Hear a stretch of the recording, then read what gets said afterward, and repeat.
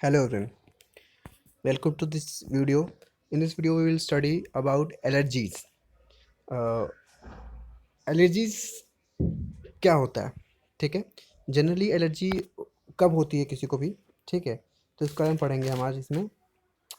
तो देखिए, when you have gone to a new place and suddenly you started sneezing, wheezing for no explained reason, and when you went away your symptom disappeared. This happened to you.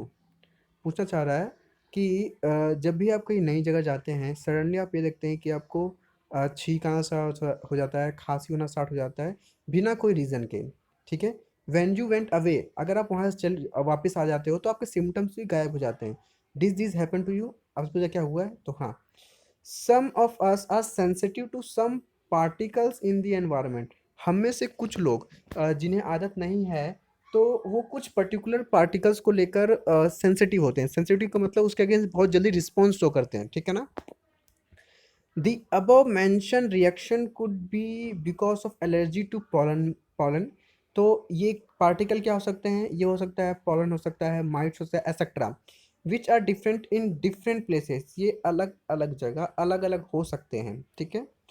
The exaggerated response of immune system to certain antigen present in the environment is called allergy. तो कुछ भी ऐसा particle जो atmosphere में है, तो बहुत तेज़ी से हमारी बॉडी का रिस्पॉन्स होना उनके अगेंस्ट, वो कहलाता है allergy. The substance to which such an immune response is produce are called allergens. जिनकी वजह से हमारी बॉडी रिस्पॉन्स शो करती है, हमारा इम्यून सिस्टम बहुत तेज़ रिस्पॉन्स शो करता है, हम उन्हें एलर्जेंस कहते हैं, ठीक है।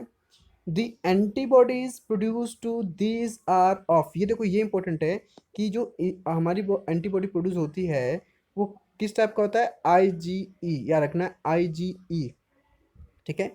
Common example of allergens are, example common क्या है? देखो, mite in dust, pollen, animal dander etcetera.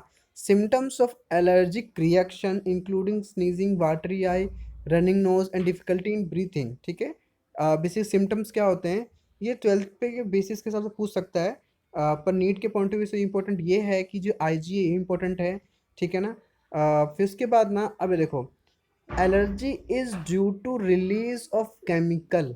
जो एलर्जी होती है वो किन क्या से होती है? रिलीज किन केमिकल का से? तो ये इंपॉर्टेंट है, कौन सा केमिकल रिलीज होता है? तो हिस्टामाइन एंड सेरोटोनिन, ठीक है, फ्रॉम द मास्ट सेल। कौन सा सेल से रिलीज होता है ये जो भी केमिकल्स होते हैं? तो रखना, मास्ट सेल से रिलीज होते हैं histamine and serotonin. For determining the cause of allergy the patient is expose to और injecting with very small doses of possible allergens. ये चेक करने के लिए कि इन्हें किस चीज़ से एनर्जी हुई है, तो वो एलर्जेंस डाले जाते हैं, अलग अलग एलर्जेंस, ये पता चल जाए कि भाई हो के मतलब किसकी वजह से इन्हें एलर्जी है। The use of drug like anti histamine, adrenaline and steroid quickly reduce the symptom of allergy. तो उसको क्यों, मतलब थोड़े समय के लिए कम करने के लिए एंटी हिस्टामाइन डालते हैं, एड्रेनलाइन डालते हैं और स्टेरॉइड डालते हैं कुछ सिम्टम्स को कम करने के लिए। समहाउ मॉडर्न डे लाइफस्टाइल है result in lowering of immunity. जिस तरह के आज हम माहौल में रह रहे हैं, जिस तरह से हमारा एनवायरनमेंट है, उस एनवायरनमेंट में हमारा जो इम्यून सिस्टम बहुत ही वीक हो जाता है। मोर सेंसिटिविटी टू एलर्जेंस, हमारी बॉडी बहुत ही वीक हो चुकी है इस केस में, तो हम बहुत जल्दी किसी भी चीज़ को लेकर सेंसिटिव होते हैं। More and more children in metro cities of India suffer from allergies and asthma due to sensitivity to the environment.